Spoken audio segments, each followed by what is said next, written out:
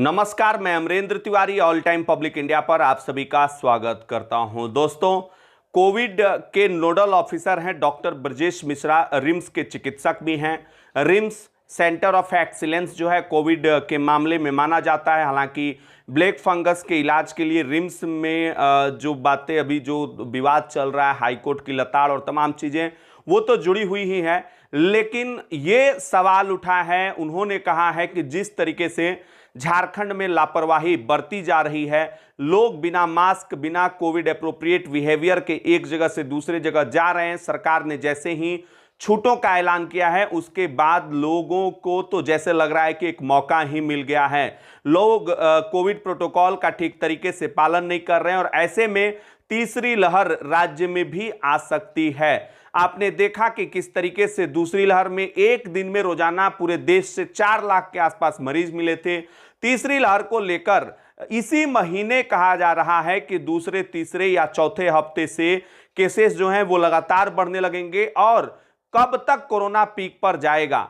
क्या झारखंड में फिर से पुनः लॉकडाउन लगेगा? ये एक ऐसा सवाल है जो कहीं ना कहीं, चूंकि पहली लहर के बाद जब दूसरी लहर की शुरुआत देश के अलग अलग हिस्सों में हुई थी तो लग रहा था कि झारखंड में अछूता रहेगा इससे। लेकिन दोस्तों क्या कहें, आज के ग्लोबलाइजेशन के दौर में एक जगह पर कुछ अगर चीजें होती है, मसलन केरल, महाराष्ट्र और ऐसे राज्यों में जहां पर कोविड के केसेस बढ़ रहे हैं, उसका प्रभाव झारखंड पे भी जरूर पड़ेगा।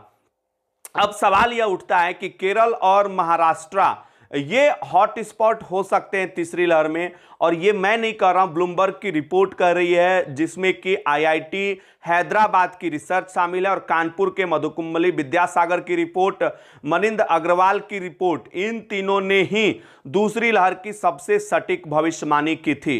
इनका कहना है कि तीसरी लहर राज्य के अंदर भी आएगा, अलग अलग राज्यों पर भी इसका असर देखने को मिलेगा और पूरे देश में पर डे 1 लाख से ज्यादा संक्रमण के केसेस मिल सकते हैं। हालांकि दूसरी लहर की तरह तीसरी लहर संक्रामक जो है वो नहीं होगी, लेकिन सब कुछ डिपेंड करेगा दोस्तों आर फैक्टर पर। एक व्यक्ति कितने व्यक्ति को संक्रमित कर सकता है, आर फैक्टर अगर 1 से ज्यादा चला जाता है तो कहीं ना कहीं उस पर्टिकुलर जगह पर लॉकडाउन लगाने की जरूरत पड़ती है।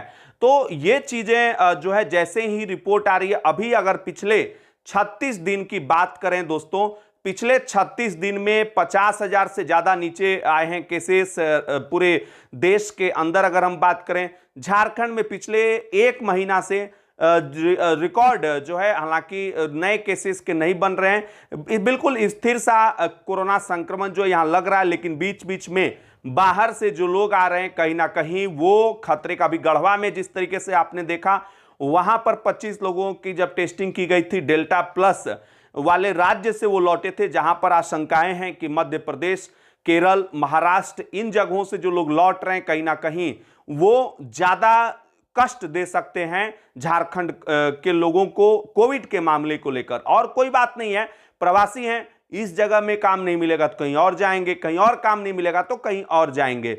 लेकिन दोस्तों ये पूरा पैटर्न जो है, इस चीज को समझिए, 10 राज्यों के रिपोर्ट को देखते हुए अभी केंद्र सरकार से जब मीटिंग हुई थी तो 10 राज्यों में केंद्र की टीमें गई है। ये 10 राज्यों में पूर्वोत्तर के भी कुछ राज्य शामिल हैं, केरल है, महाराष्ट्र है, हालांकि झारखंड इसमें नहीं है, लेकिन फिर भी एहतियात तो झारखंड को भी बरतना ही होगा।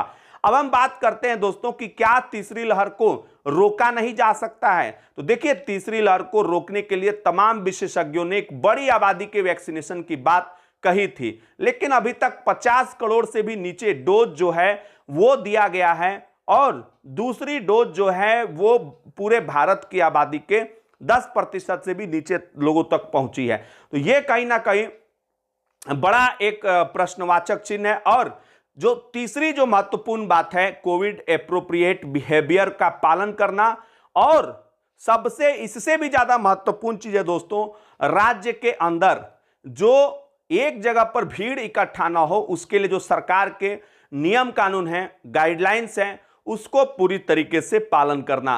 वरना आपने देखा था, आपने सुना था कि दूसरी लहर से पहले जब सीरो सर्वे की रिपोर्ट आई थी, उस वक्त भी ऑल टाइम पब्लिक इंडिया ने आप सभी को सचेत किया था। लेकिन उस वक्त जो है, उस वक्त की तस्वीर, उस वक्त की कहानी और अब की तस्वीर, अब की कहानी में काफी फर्क जो है वो दिख रहा है। एक तौर पे ये साफ हो चुका है कि कोविड जो है ये किसी अमीर गरीब भेदभाव नहीं करता, किसी को भी हो सकता है। अब हम बात कर लेते हैं झारखंड में जो सरकार ने नए सिरे से आदेश दिए हैं, वो आदेश है क्या। एक तो दोस्तों देखिए, स्कूल कॉलेजेस भी खुल रहे हैं और वहां पर भी एसओपी जारी किया है, उसको भी पालन करना है। मसलन कि जब टीचर्स की वैक्सीनेशन प्रॉपर हो चुकी होगी वही टीचर स्कूल आएंगे। और दूसरी जो महत्वपूर्ण चीज है दोस्तों, राज्य के अंदर जो हालात हैं अभी, उस पर यह चिंता का विषय है कि सरकार आगे जो है वो किस तरीके से बढ़ेगी। दो तीन चीजें हैं जो बहुत ही महत्वपूर्ण है। एक तो स्वास्थ्य विभाग के अपर मुख्य सचिव अरुण सिंह साहब ने कहा है कि उन डीआरएम को पत्र लिखा गया है जो कि वहां से ट्रेनें आ रही हैं जहां पर डेल्टा प्लस संभावित राज्य हैं।